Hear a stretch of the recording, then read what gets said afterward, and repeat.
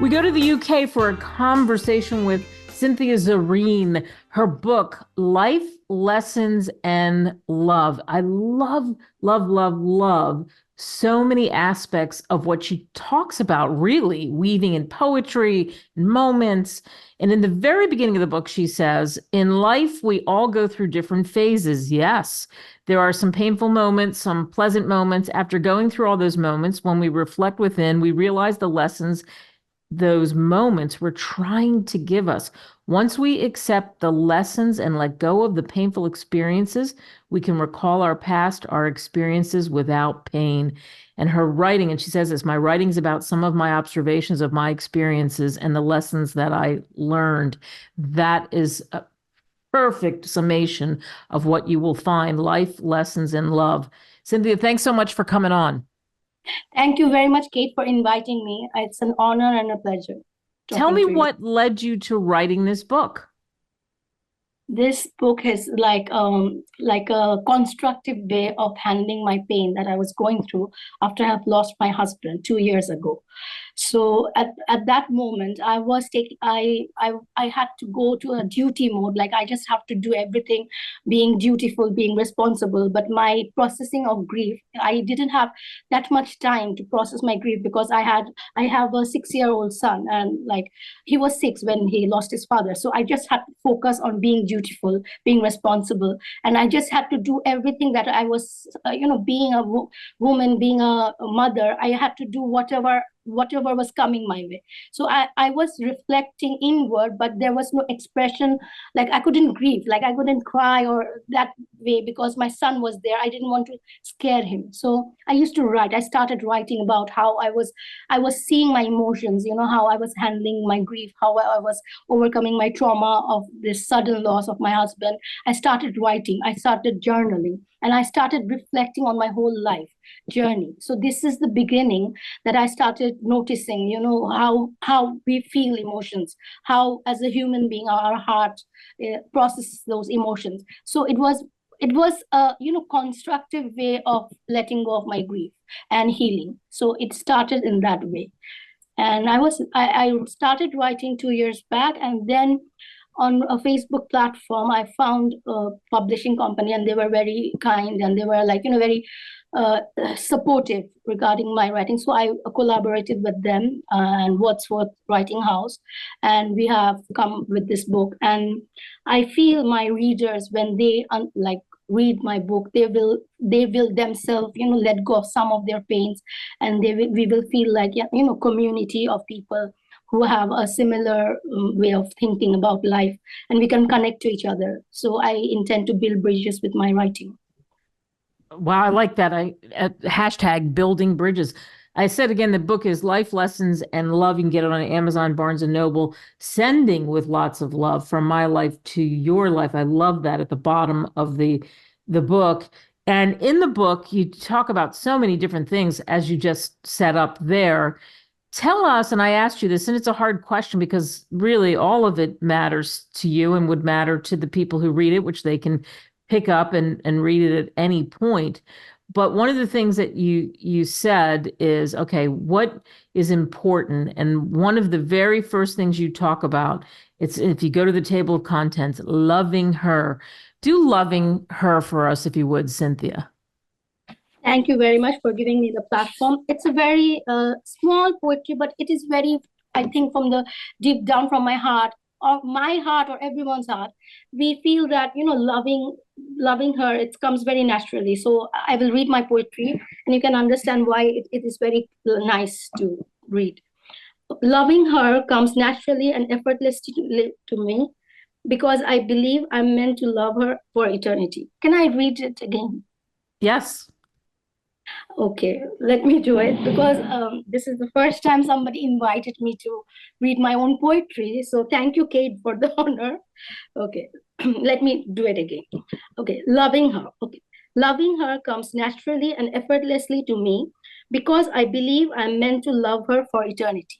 So this is a very nice poem from my heart because we all feel like the women and the men and the children we feel like, it should be easy for others to love us unconditionally, and it should be very natural and normal, because we are all taking care of each other, we are going out of our ways to take care of others.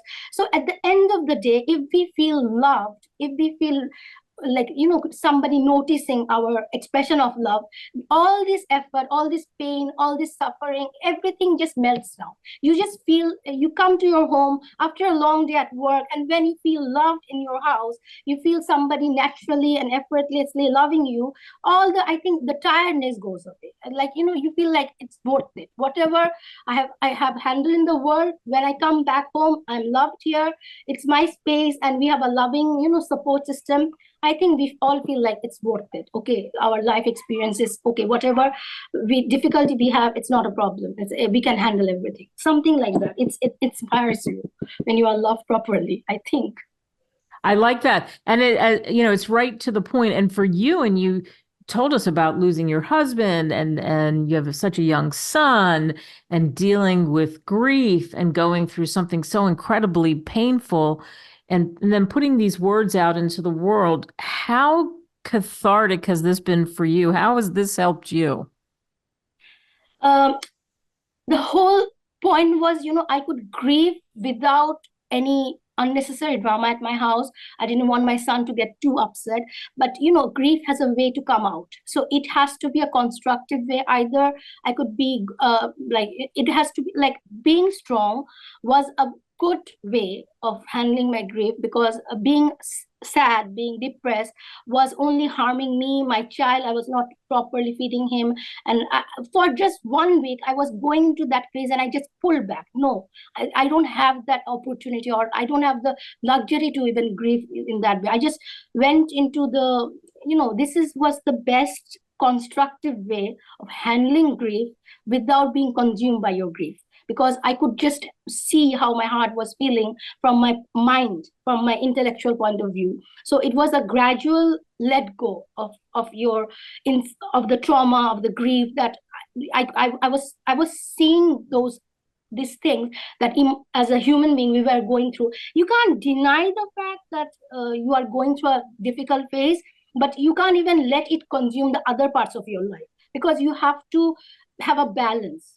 So that writing was my me time, like my letting go, my reflections, my internal struggle put into words. So it's just like, so that a lot of people who have gone through this kind of similar situation but didn't have the time to reflect on their own emotions, when they read my book, they can feel healed, or can feel some of their burden, living them. I feel that, because my words, they will resonate with them, because we are all human beings. At the end of the day, we are living in this universe all together, and our basic concept of, feeling grief, feeling pain, feeling sadness, if we can discuss it in a way that makes sense to our intellectual form, I think we can help each other. We can support each other to let go of their grief. So there are a lot of poetries. It's like my how I dealt with those emotions and how I let go. So it is inspiring the readers to even let go of some of their burdens, because we all walk with baggages. You can't deny that.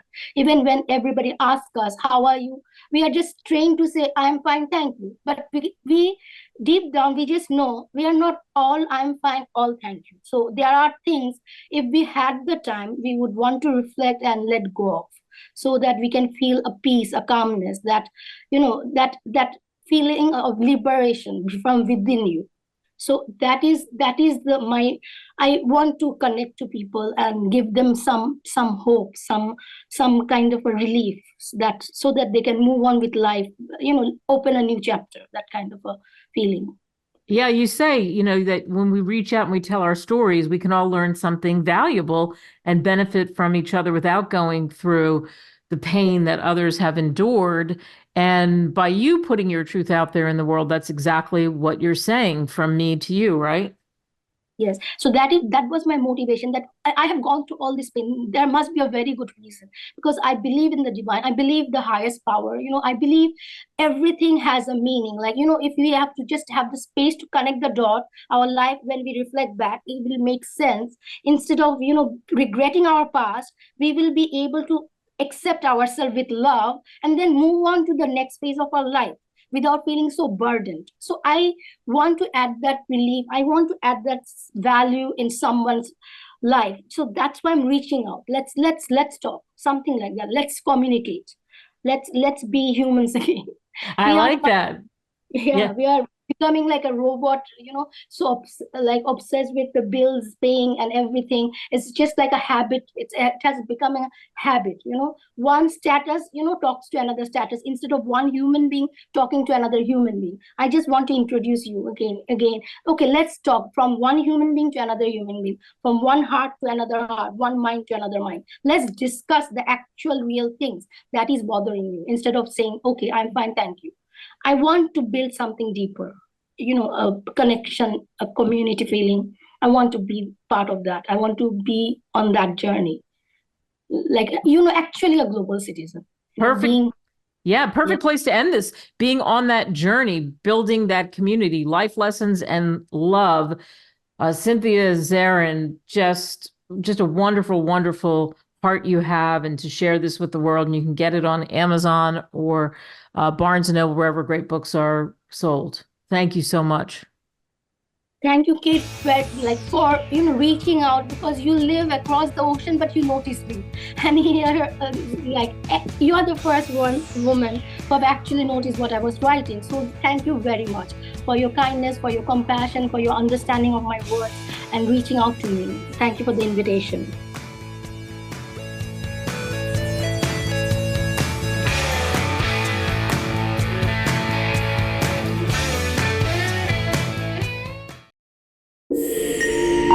Visit us at www.greatwritersmedia.com.